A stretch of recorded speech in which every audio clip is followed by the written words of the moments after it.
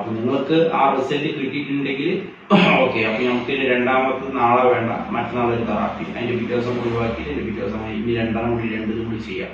അപ്പൊ ആദ്യത്തെ നിങ്ങളെ ഈ തെറാപ്പി ചെയ്തിട്ടുള്ള നിങ്ങളുടെ റിസൾട്ട് ആണ് എനിക്ക് കിട്ടേണ്ടത്, അതാണ് ചോദിക്കാൻ കാരണം. അതിന് സാർ ഞാൻ മറ്റേ വേറെ കുറെ ഡോക്ടേഴ്സിനൊക്കെ ഇവിടെ കാണിച്ച് MRI സ്കാനിങ് എടുക്കേണ്ടി വന്നു.